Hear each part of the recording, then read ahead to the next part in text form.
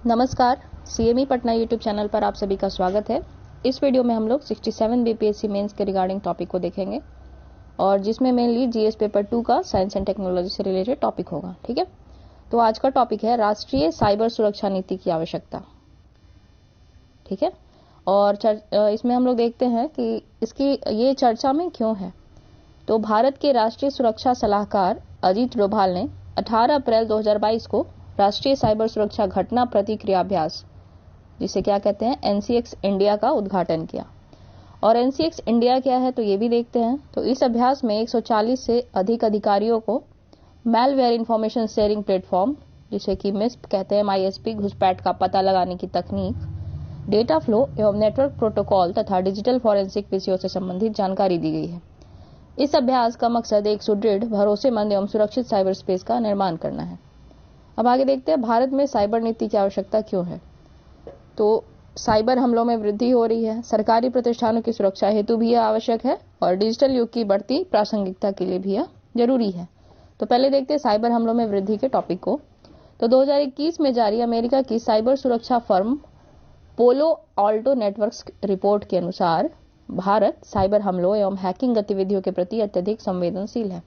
यहाँ चूंकि जनसंख्या भी बहुत अधिक है और जनसंख्या अधिक है, यूज भी अधिक हो रहा है, लेकिन जो साइबर सुरक्षा के प्रति, साइबर क्राइम के प्रति जो अवेयरनेस होनी चाहिए और जो तकनीकी चीजें होनी चाहिए उसकी कमी है और संरचना की कमी है। इसीलिए भारत साइबर जो हमले हैं उनके प्रति अत्यधिक संवेदनशील है। और इसकी पुष्टि कौन करता है तो अमेरिका द्वारा जारी एक रिपोर्ट जो कि 2021 में जारी हुआ था, उसके द्वारा भी इसकी पुष्टि होती है। आगे देखते हैं, रिपोर्ट में बताया गया कि वर्ष 2021 में औसतन प्रत्येक 4 में से एक भारतीय संगठन रैनसमवेयर के हमले का शिकार बना। तो लोग यहाँ पे संस्थान भी बन रहे हैं ये साइबर हैकिंग या साइबर हमलों के शिकार। ठीक है, अभी हाल फिलहाल में एम्स के साइट पे मालवेयर अपलोड करने की या फिर और भी कुछ ऐसे साइबर अटैक के हमले सामने आए थे। तो ये गंभीर चिंता का विषय है। आगे सरकारी प्रतिष्ठानों की सुरक्षा। तो भारतीय computer emergency response team CERT In द्वारा जारी आंकड़ों के अनुसार वर्ष 2020 में देश में करीब 6.67 लाख साइबर हमले दर्ज किए गए। इसमें राज्य तथा केंद्र के डेटा संग्रहण करने वाली संस्था पर खतरे की आशंका और बढ़ गई है। ठीक है, तो ये डेटा आपको अगर आपने अपने आंसर राइटिंग में ऐड कर देते हैं तो आपको आपके आंसर से ये झलकता है कि आपने गहन अध्ययन किया टॉपिक का। तो याद रखें, थोड़ा डेटा भी ऐड करना आवश्यक हो जाता है। आगे कि डिजिटल युग की बढ़ती प्रासंगिकता। कोविड महामारी के बाद वर्क फ्रॉम होम तथा ऑनलाइन शिक्षा को बढ़ावा मिला है। इंटरनेट के उपयोग में तीव्र वृद्धि हमें जितना लाभ पहुंचाती है उतनी ही साइबर घटनाओं के पास भी लाती है। तो एक तरफ हमारा जीवन सुगम हो रहा है तो दूसरी ओर अनेक जटिलताएं भी आ रही हैं सामने। तो अब देखते हैं हाल फिलहाल की जो घटनाएं हैं। तो हाल में भारत के बिजली क्षेत्र को चीन के रेड इको नामक समूह द्वारा मैलवेयर के माध्यम से प्रभावित करने का प्रयास किया गया था। और कोविड के दौरान स्टोन पांडा नामक समूह द्वारा सीरम इंस्टीट्यूट तथा भारत बायोटेक जैसे संगठनों के सप्लाई चेन को नियंत्रित करने का प्रयास किया गया था। तो ये दो जो घटनाएं हैं ये अपने आप में यह दर्शाती हैं कि डिजिटल युग में जो कठिनाइयां हैं, जो चुनौतियां हैं साइबर हमलों को लेकर, साइबर क्राइम को लेकर, वो कितनी ज्यादा प्रबल रूप से सामने आ रही हैं कि सरकारी संस्थान जहाँ की इतनी अच्छी तकनीक है, इतनी सारी सुविधाएं हैं, उसे भी हैक करने का प्रयास किया जा रहा है लोगों का, और हैक भी हो जा रहे हैं। तो ये बहुत ही चिंता का विषय है। आगे देखते हैं साइबर स्पेस में भारत के समक्ष जोखिम क्या है। तो चीन क्लाउड कंप्यूटिंग तकनीक पर अत्यधिक जोर दे रहा है। चीन के इस प्रयास के मद्देनजर विभिन्न सुरक्षा एजेंसी ने चिंता जताई कि चीन किसी आक्रामक साइबर ऑपरेशन की तैयारी कर रहा है और डेटा संरक्षण करना हैकिंग से भी कठिन कार्य है।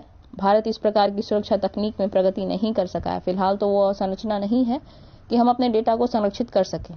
अब आगे देखते हैं हम लोग साइबर सुरक्षा के मार्ग में चुनौतियां क्या हैं। तो यहाँ पे है कि साइबर निरक्षरता, निम्न गुणवत्ता वाले साइबर उपकरण, प्रौद्योगिकी की आयात पर अधिक निर्भरता। ठीक है, तो इसको देखते हैं। साइबर निरक्षरता क्या है। तो देश की अधिकांश जनसंख्या साइबर चुनौतियों के प्रति निरक्षर है। यह स्थिति साइबर धोखाधड़ी को संवेदनशील बनाती है। एक वेब सीरीज है जमताड़ा, जिसमें कि दिखाया गया है कैसे कुछ बच्चों का समूह, युवाओं का समूह, कैसे बहुत सारे लोगों को ठगी का शिकार बना लेता है। और वहां पे उस छोटी सी घटना को आप देखिए, ज्यादा कुछ उसमें तकनीक, तो वो वाली बात नहीं है कि किसी संस्थान को हैक कर रहे हैं, लेकिन बड़ी संख्या में लोगों को हैक कर रहे हैं, जो यह दर्शाता है कि देश में डिजिटल साक्षरता जो है वो कितनी कम है, अवेयरनेस कितनी कम है। तो ये थोड़ा चिंता का विषय है। और बाकी देखें कि निम्न गुणवत्ता वाले साइबर उपकरण, तो भारत में इंटरनेट तक पहुंच स्थापित करने वाले उपकरण उच्च गुणवत्ता के नहीं हैं। इस प्रकार के उपकरणों को आसानी से हैक किया जा सकता है।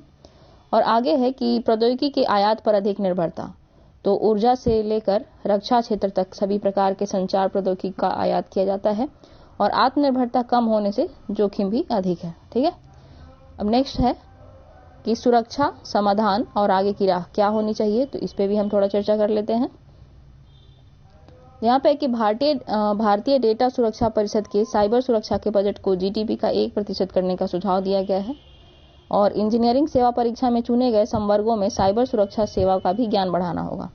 यहाँ पे जो हमने देखा कि जीडीपी का 1% करने का सुझाव दिया गया है, तो ये जल्द से जल्द हो जाए जीडीपी का 1% साइबर सुरक्षा का बजट, तो बेहतर होगा। नहीं तो शिक्षा की जो स्थिति हुई है कि शिक्षा में बार बार बोला जाता है कि जीडीपी के 6% तक खर्च किया जाए, शिक्षा का जो व्यय है वो जीडीपी का 6% तक हो, लेकिन बार बार बहुत सारी समितियों के द्वारा रिकमेंड करने के बाद भी नहीं किया गया। तो शिक्षा अभी उतनी अच्छी स्थिति में नहीं है भारत में, ये सभी को पता है, जो जमीनी स्तर की जानकारी है।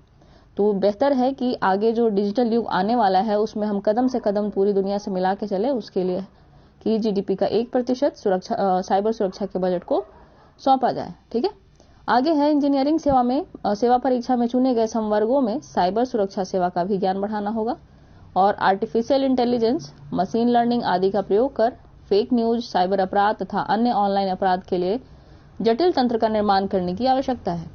अब देखते हैं उपरोक्त विश्लेषण व मुद्दे में उपयोग किए गए कुछ शब्द हैं, तो उसके थोड़ा सा डेफिनेशन दिए गए यहाँ पे। तो साइबर सिक्योरिटी क्या है, तो कंप्यूटर और ऑनलाइन डेटा, क्लाउड को वायरस आदि से सुरक्षा प्रदान करना साइबर सिक्योरिटी कहलाता है। मैलवेयर क्या है, तो यह एक प्रकार का सॉफ्टवेयर है जो कंप्यूटर में सुरक्षित किसी डेटा को चुराने के लिए बनाया जाता है। रैंसमवेयर क्या है, तो एक दुर्भावनापूर्ण बनाया गया सॉफ्टवेयर है जिसमें कंप्यूटर की सारी फाइलों को लॉक कर दिया जाता है, बाद में उससे फिरौती मांगी जाती है। तो अभी एम्स का जो कंडीशन था वो यही था कि रैंसमवेयर अपलोड किया गया था और जो पेशेंट के नाम थे जो अपलोड किए गए थे, जो लिस्टिंग की हुई थी, उनके नामों को चुराकर फिर उनसे 200 करोड़ और मतलब सबसे अलग अलग तरह के फिरौती की मांग की जा रही थी कि आपके डेटा हमारे पास है, इस तरह से। तो ये बहुत बड़ा जाल है, रैंसमवेयर के आधार पे बहुत बड़े बड़े क्राइम होते हैं, तो ये अपने आप में ही चिंता का विषय है। आगे है आर्टिफिशियल इंटेलिजेंस, यह एक ऐसी मशीन क्षमता है जिसमें मानव जैसी बौद्धिक क्षमता होती है, यह स्वतः किसी चीज का निर्धारण कर सकता है। और नेक्स्ट है मशीन लर्निंग, तो वैसा कृत्रिम मस्तिष्क जो इंसान जैसा सीखते हैं उसे मशीन लर्निंग कहते हैं। अब देखते हैं आज के टॉपिक पर आधारित जो प्रश्न है। तो प्रश्न है कि डिजिटल अपराध में साइबर सुरक्षा की क्या भूमिका है और साइबर चूक के नुकसान बताते हुए यह स्पष्ट कीजिए कि भारत को साइबर सुरक्षा नीति की आवश्यकता क्यों है। तो यहाँ पे पहले आपको डिजिटल अपराध में ये बताना है कि साइबर सुरक्षा किस प्रकार की जा सकती है, साइबर सुरक्षा कहते किसको है, ठीक है। और उसके बाद क्या है, साइबर चूक के नुकसान को बताना है आपको। उसके बाद भारत की जो साइबर सुरक्षा नीति की आवश्यकता है उस पर आपको थोड़ा सा प्रकाश डालना है। तो ये था आज का प्रश्न, आज के टॉपिक पर आधारित, और आज का टॉपिक भी लगभग कंप्लीट हो गया है। उम्मीद है कि आप सभी को ये टॉपिक बेहतर लगा होगा, अच्छा लगा होगा, और इसके बीपीएससी में आने की संभावना भी अधिक है, जो कि बीपीएससी के प्रश्न पूछने के का जो पैटर्न है मेंस में वो थोड़ा सा बदला है और बेहतर होता जा रहा है।